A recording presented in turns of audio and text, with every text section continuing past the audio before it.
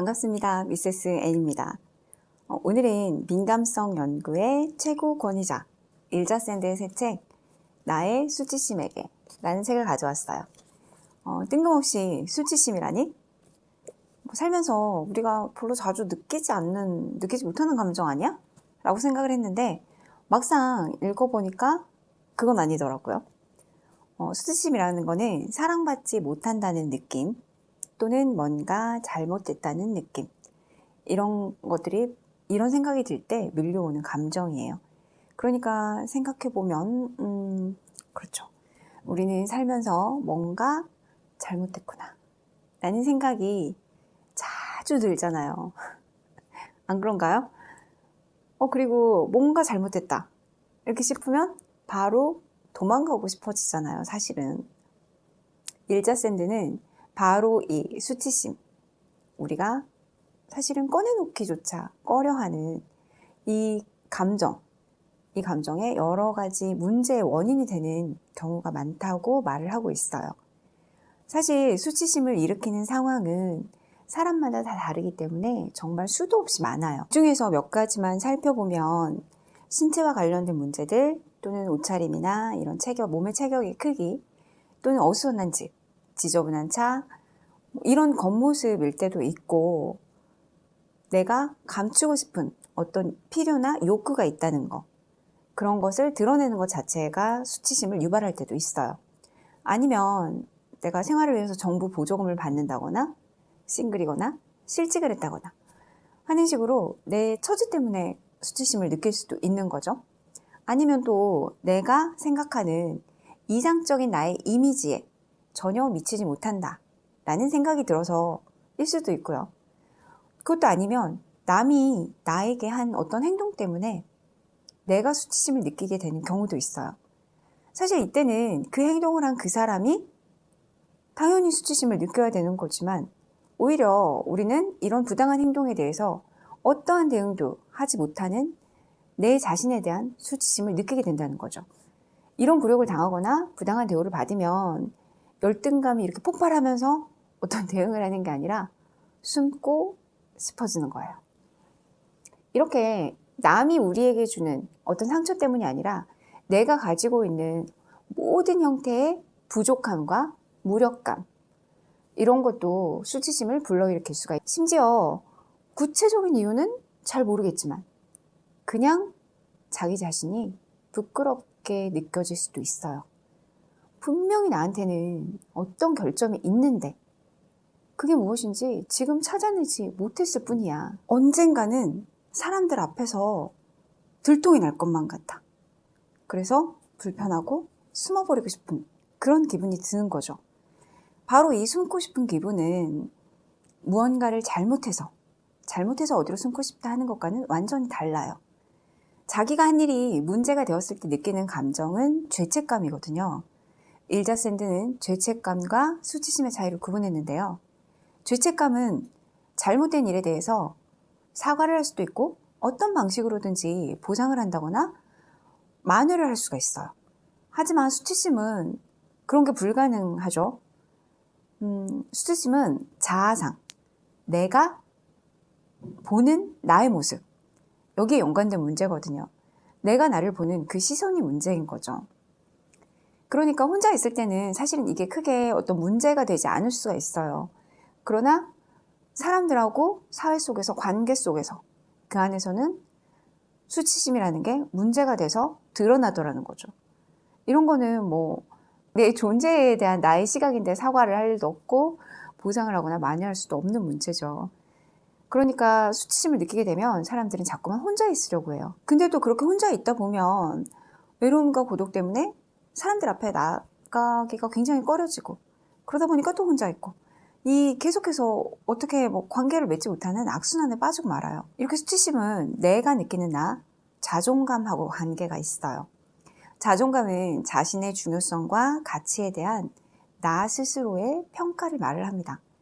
자존감은 자기 효능감과 자기 존중으로 이루어져 있는데 자기 효능감은 말 그대로 어떤 상황을, 어떤 일을 내가 충분히 해낼 수 있다고 믿는 일이고 이 효능감이 높으면 당연히 스스로에 대한 평가 역시도 높아지겠죠. 그런데 이 자기 효능감만 높다고 해서 아, 내가 가치 있는 사람이야 라고 느낄 수 있는 건 아니라는 거죠. 성취에 대한 자신감은 충만하더라도 내가 사랑받을 만한 가치가 있다 라는 믿음은 굉장히 약할 수도 있기 때문이에요. 이렇게 내가 가치 있는 사람이라고 느끼는 것, 자기에 대해서 나에 대해서 내가 느끼는 감정, 그게 바로 자기감인데요. 수치심이라는 거는 자존감과 자기감이 같이 낮을 때 우리를 파고드는 감정이에요. 수치심이 우리를 한번 이렇게 파고들고 나면, 그러니까 수치심이라는 게 우리 감정에 이렇게 기저에 기본값으로 세팅이 되는 거예요.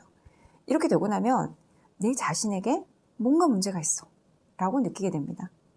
정말 아주 사소한 일에도 극심한 불안으로 움츠리게 되는 거죠. 정확하게 수치심이라는 단어로 표현되지는 않았지만 아까 말한 대로 나한테 뭔가 문제가 있는 것 같아 라든지 외주를 타고 있는 기분이야 라든지 다른 사람들과 함께 있으면 막 지치고 피곤하다. 그리고 가장 크게 표현되는 것은 바로 내가 원하는 일이 아니라 남들이 나에게 원하는 일을 주로 하고 있다는 거예요. 내 의사표현이 명확하게 전달이 안 되는 거죠. 전달 자체를 안 하는 걸 수도 있죠. 일자 샌드는 이런 식으로 이렇게 만성적인 수치심이 굉장히 심한 사람일수록 누군가 나를 못마땅해 하는 어떤 이런 인상을 찌푸리는 모습, 이런 모습에도 엄청 강한 반응을 보인다고 말을 해요.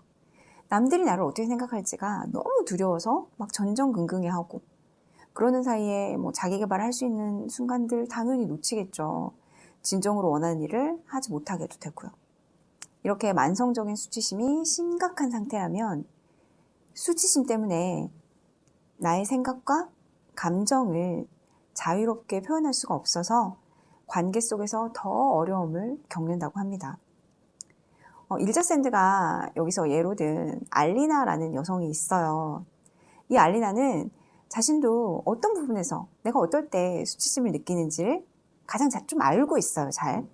얼굴이 빨개진다거나 좀 머릿결이 기름진다거나 어떤 실수를 저질렀다거나, 그런데 자기도 잘 모르겠는 부분이 있더라는 거죠. 뭔가 나한테 근본적인 나한테 문제가 있는 것 같아 라는 그런 기분이 들고, 내가 사랑받을 만한 사람인지에 대한 확신이 없고, 그러니까 불안하겠죠. 늘 버림받을까 봐 불안할 거예요.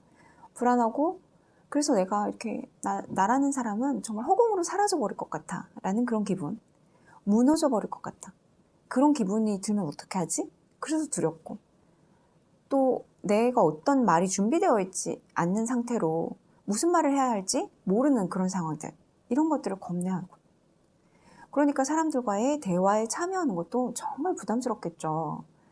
상대방이 내 말을 오해하거나 이렇게 싫은 표정을 지면 어떻게 하지? 이렇게 걱정하느라고 내 머릿속에서 내 생각에 대한 말을 하기가 어렵기 때문이에요.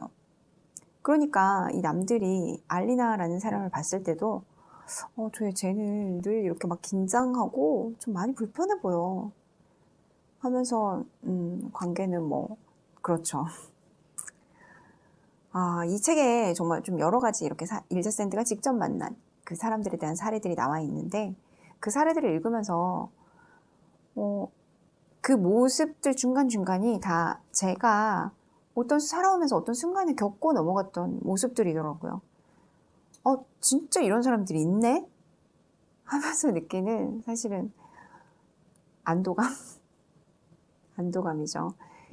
나만 그런 건 아니었어 라는 그런 안도감을 좀 느꼈는데, 나이도 먹고 사회생활도 길게 했고, 그러니까 지금 멀쩡하게 이렇게 좀 잘하고 있는 것 같다 라고는 생각하지만, 사실은 지금도 여전히 이렇게 해결되지 않은 부분들이 저에게도 남아있거든요. 남아있어요.